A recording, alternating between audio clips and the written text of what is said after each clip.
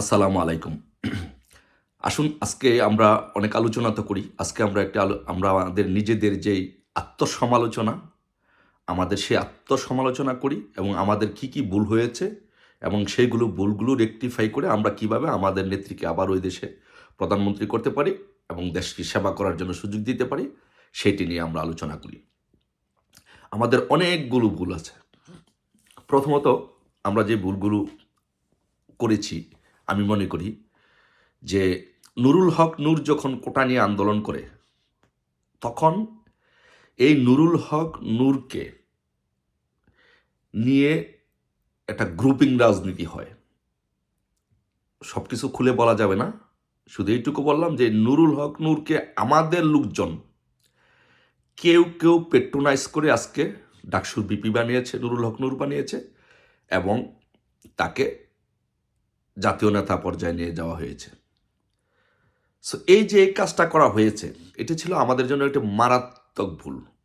এবং এই কারণে এখন যে সমন্বয়কারীরা, তারা নুরুর কাছ থেকে ইন্সপায়ার হয়ে তারাও আন্দোলন করেছে যে নুরু যদি কোঠা বিরোধী আন্দোলন করে এই জায়গায় যাইতে পারে, তাহলে আমরাও পারবো। এটা দৃষ্টান্ত, এটা প্রেসিডেন্ট স্থাপন হয়েছে, নজির স্থাপন হয়েছে।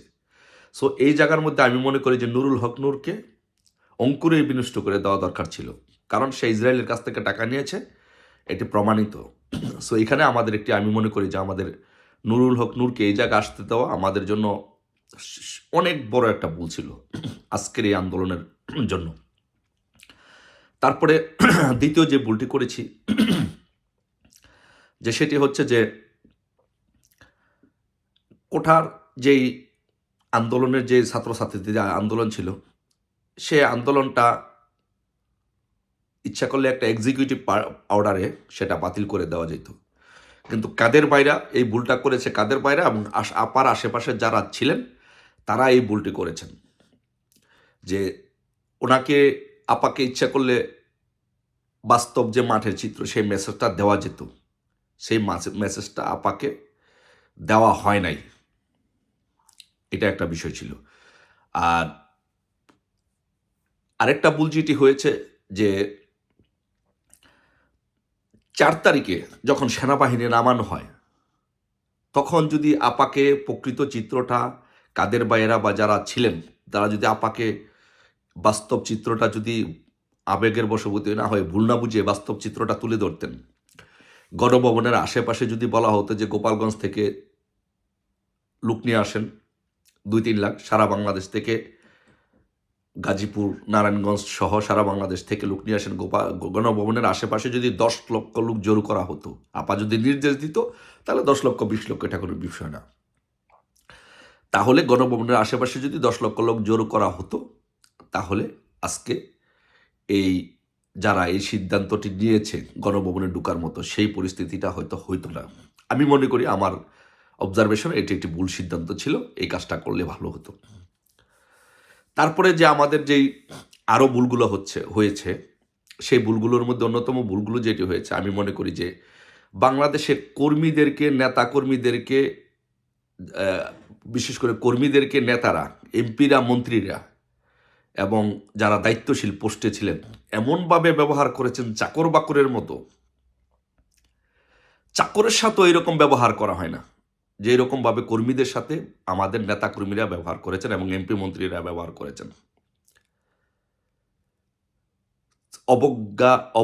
অবহেলা করতে করতে তাদেরকে তিলে তিলে শেষ করে দেওয়া হয়েছে। তারপরে হচ্ছে একটি ট্রেডিশন বাংলাদেশে হয়ে গেছে যে নেতারা, সে এমপি হবে, তার বউকে উপজেলা চেয়ারম্যান বানাবে, তার ছেলেকে পৌরসভার মেয়র বানাবে, সে সভাপতি হবে, তার ছেলেকে সহসভাপতি বানাবে। এই যে ফ্যামিলির মধ্যে থেকে খাম খাম একটা চরিত্র, সব তাদেরই খাইতে হবে, সব তাদেরই লাগবে, আর যত নেতাকর্মী আছে সব রাস্তায় ঘুরবে। এই যে একটা মানসিক কর্মীদের প্রতি একটা নির্যাতন, অত্যাচার, এটা আমাদের জন্য, কর্মীদের জন্য একটি চরম একটি অবস্থা ছিল। এই কাজটি করা কোনোভাবেই ঠিক হয়নি, যার জন্য কর্মীরা ফ্রাস্ট্রেটেড হয়ে অনেকে ইচ্ছা করেও আন্দোলনে যায় নাই। যে ওরা করেছে, ওরা খাইছে, ওদেরকেই আন্দোলন করতে বলেন। এরকম একটা ভাব ছিল। তারপরে সারা বাংলাদেশে যেটি হয়েছে যে কমিটি, আপনি এমনও জেলার মধ্যে যান, দেখেন যে 15 বছর 20 বছর যাবৎ আওয়ামী লীগের কমিটি নাই, ছাত্রলীগের কমিটি নাই। ছাত্রলীগের এক জায়গায় দেখা গেছে সে কমিটি দিছে, সে মনে করেন যে বিয়ে করে তার বাচ্চা স্কুলে যায়, সে বাচ্চা এখন ছাত্রলীগ করে।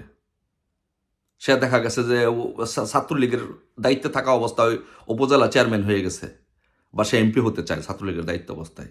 বিকজ দীর্ঘদিন যাবৎ আপনারা কমিটি না দিতে দিতে আপনারা মানুষকে, নেতৃবৃন্দদেরকে, কর্মীদেরকে বঞ্চিত করেছেন, আর নতুন কোনো নেতৃত্ব হওয়ার কোনো সুযোগ সৃষ্টি করে দেন নাই। সো এইগুলো ছিল আর অন্যতম ভুল। তারপরে বাণিজ্যের কমিটি, বাণিজ্য তো একটা অনেক বড় বিষয়। আপনার সাথে সারাদিন যে রাজনীতি করেছে, রাজপথে থেকেছে, সাংগঠনিক দক্ষতা আছে, ক্ষমতা আছে, তাকে নেতা বানান নাই। নেতা বানিয়েছেন কাকে জানেন? যে গোপনে আপনার সাথে রাত্রে দেখা করেছে। আর এখানে সব কিছু তো বলা যাবে না, আরও অনেক বিষয় ছিল, সেগুলো নাই বললাম, কারণ দলের টার্মস তো কিছু টার্মস অ্যান্ড কন্ডিশনের বিষয় আছে। তারপর ত্যাগী নেতাদেরকে যে বঞ্চিত, যে যারাই ত্যাগী তাদেরকে বঞ্চিত করছেন।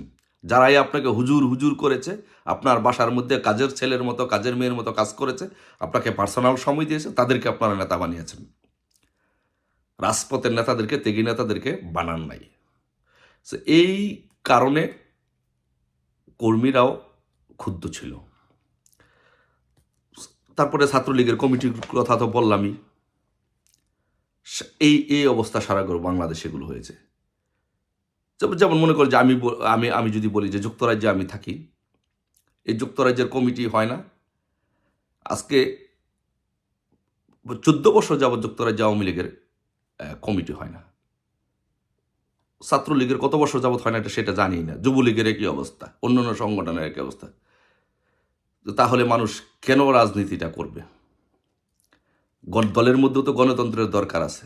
যারা আন্তর্জাতিক বিষয়ক সম্পাদক ছিলেন, তাদের তো এই দায়িত্বগুলো ছিল, এইগুলো করা। সব কিছু আপার উপরে ছেড়ে দেবেন, আপনারা তো আপার উপরে ছেড়ে দেন না, আপার নাম বিক্রি করছেন, আপারে বিভিন্নভাবে ইমোশনালি ব্ল্যাকমেল করছেন। একজন আপা, একজন বঙ্গবন্ধু কন্যা শেখ হাসিনা কত কাজ করবে? সারা দেশই সামলাবে, না দলই সামলাবে, না আপনাদের দুর্নীতি সামলাবে, না স্বজনপ্রীতি সামলাবে, না আপনাদেরকে সামলাবে? এটা কি সম্ভব নাকি? যেভাবে পারছেন, আপাকে বেচছেন, বড় আপাকে বেচছেন, ছোট আপাকে বেচছেন। এখনো সময় আছে, এগুলো বাদ দিয়ে শুধরে রাজনীতির কাতার আসেন, জনগণকে মূল্যায়ন করেন। তারপরে আপনারা বলছেন যে সারা বাংলাদেশে সাইবার যোদ্ধা তৈরি করবেন, সাইবার যোদ্ধা তৈরি করবেন। এই সরকারকে গুজব বিপ্লবের মাধ্যমে, অনলাইনে গুজবের মাধ্যমে এই সরকারকে ফেলে দেওয়া হইল। কোথায় সে আপনাদের সাইবার যোদ্ধারা? আপনারা সাইবার যোদ্ধা তৈরি করেন না? এসব সব বুলশিট। একজন সাইবার যোদ্ধা তৈরি করেন না, সাইবার যোদ্ধা নামে কোনো বাংলাদেশে কোনো কাজই করেন না। আপনারা যারা বলেছেন এগুলো সবগুলো বুলশিট, এই কাজগুলো করেন নাই। সো তাই এখনই অচিরে এই কাজগুলো করতে হবে। আমাদের দক্ষ নেতাকর্মী তৈরি করতে হবে, তাদেরকে কাউন্সিলিংয়ের ব্যবস্থা করতে হবে, একাডেমিক্যালি, অর্গানাইজেশনালি তাদেরকে কাউন্সিলিংয়ের ব্যবস্থা করতে হবে, তাদেরকে ট্রেন আপ করতে হবে, প্রপার নেতৃত্ব দেওয়ার জন্য ট্রেন আপ করতে হবে, তাদেরকে অনলাইন কীভাবে ভালোভাবে ব্যবহার করতে হয় সেগুলো শিখাইতে হবে, তাদেরকে ইংরেজিতে দক্ষ করে তুলতে হবে যেন সে আন্তর্জাতিকভাবে তারা নেতৃত্ব দিতে পারে। এই কাজগুলো তাদেরকে করতে পারবে। তাদেরকে সামাজিক কাস্টমস, কালচার এগুলো শেখাতে হবে। মানুষের প্রতি মিউচুয়াল রেসপেক্ট কীভাবে করতে হয় সেগুলো শেখাইতে হবে। এখন ধরেন একজন নেতা আসছে, ধরেন একজন নেতা ইংল্যান্ডে আসছে, সে অনেক বিশাল বড় নেতা, সে ট্রেনের মধ্যে আইসা ফোনে কথা বলতেছে, হ্যালো, মারো, এটা করো, কি খবর, তোমার বাচ্চা কি টয়লেটে গেছে? আপনার পাশে যে একটা লোক বসে আছে, আপনি তো তাকে ডিস্টার্ব করতেছেন। আপনি একটা কফি শপে গেলেন, ফোনে চিল্লাচিল্লি করতেছেন। আপনি ট্রেনের মধ্যে বসেন, নাকের মধ্যে আঙ্গুল দিয়ে গুতাগুতি করতেছেন, অন্য লোক আপনাকে দেখে বলতেছে, দেখ শালার ইন্ডিয়ান বাংলাদেশিরা কি খাচ্ছর। সো এগুলো একটা আপনি রাজনীতি করবেন। আপনি যদি একজন নেতা হয়ে যদি এই সামাজিক এই কাজগুলো না বোঝেন, না করেন, তাহলে আপনার কাছ থেকে জনগণ কি শিখবে? আপনি এই দেশের বর্তমান তরুণ সমাজ, বর্তমানে যে বাচ্চারা স্কুলে যায়, তারা অনলাইনের মাধ্যমে, অনলাইনের কল্যাণে সবাই স্মার্ট, এরা এত সচেতন, এত বুঝে। আপনি তাদেরকে সে মান্দাত্তা আমলের রাজনীতিক আপনার তাদের উপরে চাপিয়ে দেবেন? নাও, সম্ভব না। আপনি যা না জানেন তার চেয়ে 100 গুণ বেশি বর্তমান প্রজন্মের ছেলেমেয়েরা জানে। তো তাদেরকে যে মনোভাব, তাদের যে চিন্তা চেতনা, সেটাকে ধারণ করে আপনাকে রাজনীতি করতে হবে। এবং এই পর্যায়ের যে এরকম ছেলেমেয়েরা রাজনীতি করে স্মার্ট ছেলেবেলারা, শিক্ষিত ছেলেবেলারা, দেশে বিদেশে পড়াশোনা করার মতো সক্ষমতা আছে, দেশ বিদেশ সম্পর্কে জানে বুঝে, তাদেরকে দিয়ে, তরুণ নেতৃত্ব দিয়ে, বা যারা সাবেক ছাত্র নেতা ছিল, শিক্ষিত মার্জিত ভদ্র, তাদেরকে দিয়ে আপনার সংগঠন চালাতে হবে। সেই পুরানা দিনের মানদাত্তা আমলে আমার ছাত্রলীগই যথেষ্ট, তোমার ছাত্রলীগ যথেষ্ট না। ছাত্রলীগকে আগে তৈরি করতে হবে।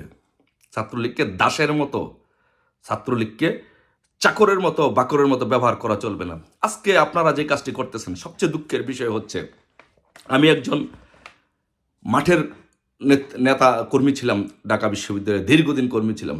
আমি তাদের কষ্ট, আকাঙ্ক্ষা, অনুভূতি সবগুলো বুঝি। আমি একজন গ্রামের সহজ সরল ছেলে ছিলাম, গ্রামে থেকে রাজনীতি করেছি, ঢাকা বিশ্ববিদ্যালয়ে রাজনীতি করেছি, আমি বুঝি। আজকে এই পরিস্থিতিতে 5 তারিখের পরে আপনি জানেন যে আমাদের নেতা কর্মীগুলো সারা বাংলাদেশে আনাচে গানাচে ছিটিয়ে থাকা নেতা কর্মীগুলো কি অবর্ণনীয় জীবনযাপন করছে, কি কষ্ট করছে। কারো বাড়িতে হামলা করা হয়েছে, কারো বাড়িতে আগুন দেওয়া হয়েছে, কেউ বাড়িতে থাকতে পারছে না, কারো যে একটা ছোটোখাটো একটা ব্যবসা প্রতিষ্ঠান ছিল সেটা ধ্বংস করে দেওয়া হয়েছে। ব্যবসা প্রতিষ্ঠান তো তাদের নাই, বড় বড় ব্যবসা প্রতিষ্ঠান তো দেশে বিদেশে আপনারা করছেন ভাই। এই কর্মীগুলো তো দেশে বিদেশে ব্যবসা করে নাই।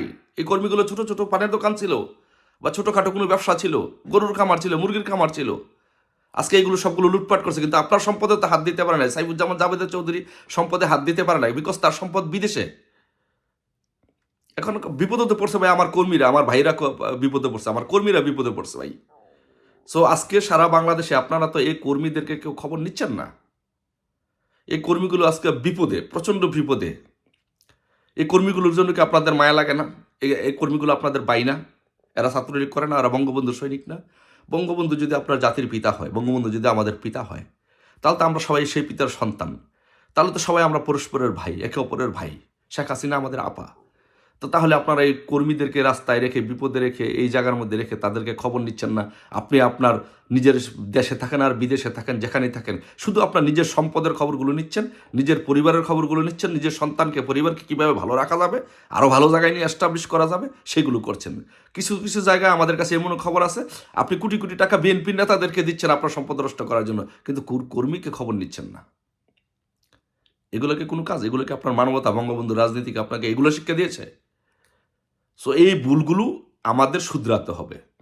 এই কথাগুলো এই কারণে বললাম, এই ভুলগুলো শুধরাতে হবে, সঠিক দ্বারা রাজনীতি করতে হবে। দুর্নীতিকে ছাত্র, আমি তো বাংলাদেশে বলি, আমি চ্যালেঞ্জ করে বলতে পারি, বাংলাদেশে 99% বাংলাদেশে আওয়ামী লীগ, যুবলীগ, ছাত্রলীগ, স্বেচ্ছাসেবী কর্মী, নেতা কর্মীরা দুর্নীতি করে নাই।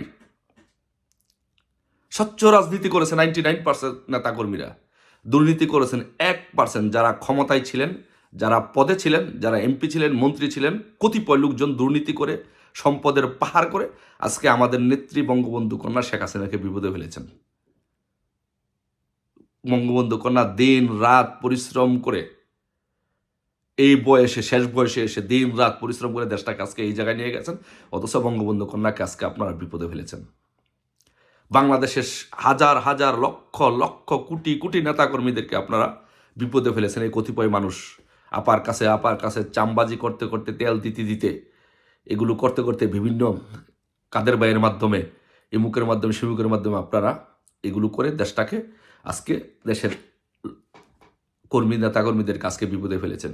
এই দেশের মানুষ, জনগণ, এই দেশের জনগণ আওয়ামী লীগকে ভালোবাসে, এই দেশের জনগণ শেখ হাসিনাকে ভালোবাসে। এখন এই দেশের জনগণ শেখ হাসিনার জন্য দুহাত তুলে তো দোয়া করতেছে, আল্লাহ তুমি আমাদের শেখ হাসিনাকে আমাদের মাঝে ফিরিয়ে দাও। কিন্তু আপনাদের এই অকাম কুকামের জন্য আমাদের দল আজকে, আমাদের নেত্রী আজকে দেশ সেবা থেকে বঞ্চিত, আমাদের কর্মীরা আজকে বিপদে। তাই আমি বলবো যে প্লিজ আসুন, আমরা আমাদের ভুলগুলোকে আত্মসমালোচনা করতে হবে। মানুষ আমরা, শয়তানও না, ফেরেশতাও না, আমরা মানুষ, আমরা ভুল করি। সো আমাদের যে ভুলগুলো আছে সেই ভুলগুলো রেকটিফাই করে আমরা সঠিক নেতৃত্ব তৈরি করি, এই দুর্নীতির থেকে আমরা বের হয়ে আসি। ভাই, একটা মানুষের জীবনে বাঁচার জন্য হাজার হাজার কোটি টাকা, এক পরিবারে 40টা গাড়ির দরকার হয় না ভাই। আপনার ছেলেরও এক গাড়ি, মেয়েরও এক গাড়ি, আজকে প্রাডো না থাকলে বিএমডাব্লিউ না থাকলে মার্সিডিস, আবার গর্ব করে বলবেন, বিদেশে এসে টাকা খরচ করবেন, এগুলো ঠিক না। আর আপনার একজন কর্মী, সে রাস্তায় গড়ে সাহেব তার পরিবারের জন্য বাজার করতে পারবে না, তার বাচ্চার দুধ কিনতে পারবে না। এগুলো ঠিক না। এই কর্মীদেরকে সঠিকভাবে মূল্যায়ন করতে হবে, তাদেরকে ট্রেন আপ করতে হবে, তাদের রুটি রুজির ব্যবস্থা করে দিতে হবে, তাদের কর্মসংস্থানের ব্যবস্থা করতে পারবে। একজন এমন কর্মীদের লেভেল থাকে, একজন কর্মী শুধু রাজনীতি করে, বঙ্গবন্ধুর আদেশে রাজনীতি করে, তাকে যদি আমরা সঠিকভাবে ট্রেন আপ করে, তাকে যদি আমরা সহযোগিতা করে, তাকে যদি কর্মসংস্থানের ব্যবস্থা করে দিতে পারি, সে কর্মসংস্থানের পাশাপাশি দলকে সহযোগিতা করতে পারবে, সে দুর্নীতি করবে না। সো এখন আমাদের সময় এসেছে পজিটিভ রাজনীতি করার জন্য। আমাদেরকে পজিটিভ রাজনীতি করতে হবে, আমাদের যেই ভুল ত্রুটিগুলো আছে সেগুলো শুধরে দুর্নীতিমুক্ত রাজনীতি করতে হবে। এবং আমাদের এখন সবচেয়ে যেই বড় হচ্ছে সাইবার যোদ্ধা তৈরি করতে হবে, যে বিএনপি জামাত চক্র এবং এই যে সমন্বয়করা যে গুজব রটাবেন, সেই গুজবের জবাব দিয়ে আমাদের দেশরত্ন শেখ হাসিনার যে উন্নয়নের রাজনীতি ছিল, প্রকৃত রাজনীতি ছিল, সেই রাজনীতিগুলো জনগণের মাঝে তুলে আমরা আমাদের নেত্রীকে নিয়ে আবারও রাজনীতি করতে হবে। আমাদের নেত্রীকে এই দেশ সেবার জন্য সুযোগ করে দিতে হবে। এই বাংলাদেশে শেখ হাসিনা কোনোদিন আসেও নাই, শেখ হাসিনার মতো নেত্রী কোনোদিন আসবেও না। শেখ হাসিনা হচ্ছে আল্লাহর দান, বঙ্গবন্ধুর রেখে যাওয়া আমানত। বিশ্বাস করেন, চোখ দিয়ে পানি চলে আসে। এই বঙ্গবন্ধু কন্যার এই দেশে দরকার আছে, অনেক দরকার আছে। আপনারা সবাই ভালো থাকুন। আসুন আমরা বঙ্গবন্ধু কন্যাকে আবারও আমরা নিয়ে আসি এই দেশে রাজনীতি করার সুযোগ দিয়ে। সবাই ভালো থাকবেন। আসসালামু আলাইকুম। জয় বাংলা, জয় বঙ্গবন্ধু।